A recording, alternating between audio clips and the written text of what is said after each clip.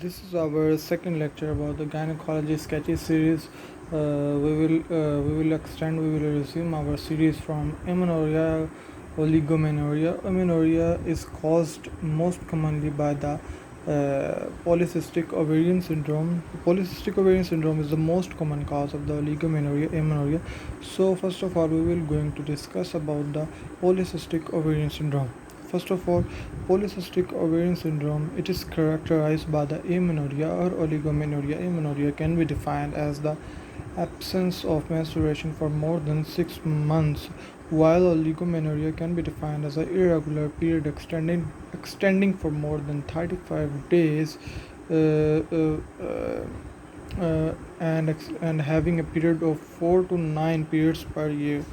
The polycystic ovarian disease can be characterized by the 8 ovarian cyst, more than 8 ovarian cysts less than 10 millimeter in diameter, and it can be diagnosed by the transvaginal ultrasonography while or transvaginal ultrasonography while clinical presentation of the polycystic ovarian syndrome include acne, hirsutism, and subfertility, while it is also associated with obesity, oligomenorrhea, and amenorrhea. The treatment of the acne, hirsutism, and acanthocosis nigricans is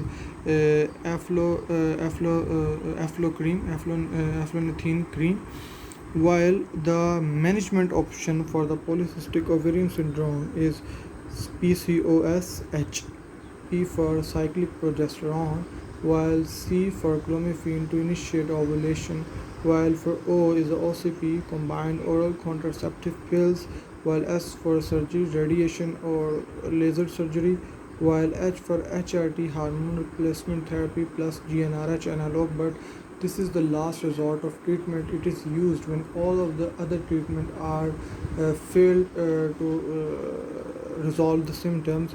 While the ovarian drilling is a laparoscopic procedure, it can also be used. While you can see the patient is obese, so you can treat her obesity by dietary modification, weight loss, and there is an increased risk of diabetes and cardiovascular diseases. So we can use metformin as a mainstay of the treatment. So another disorder is the premenstrual syndrome. The premenstrual syndrome, it is characterized by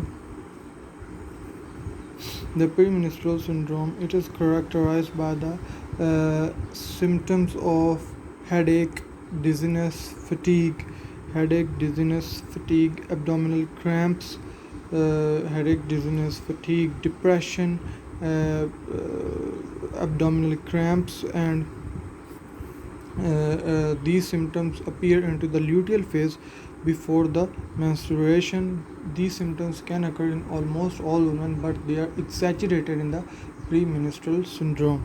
So the premenstrual, and the second characteristic is that these symptoms are cyclic in nature. While the premenstrual syndrome, it is caused by the effect of the progesterone and the estrogen on the serotonin. So the treatment options include for the premenstrual syndrome include dietary modifications, calcium, vitamin D, magnesium, and if this treatment fails to relieve any symptoms, then we can use SSRI. We can also use cyclic progesterone and estrogen therapy. If all of these treatments fail to improve the symptoms, then the last mainstay of the treatment is the hysterectomy plus bilateral salpingo oophorectomy. So this is the treatment. This is the last treatment that is used for the premenstrual syndrome. While the GnRH and HRT are also used, but they have less efficacious than all other therapies. So this is all about polycystic ovarian syndrome and the premenstrual syndrome. See you next time. Bye bye.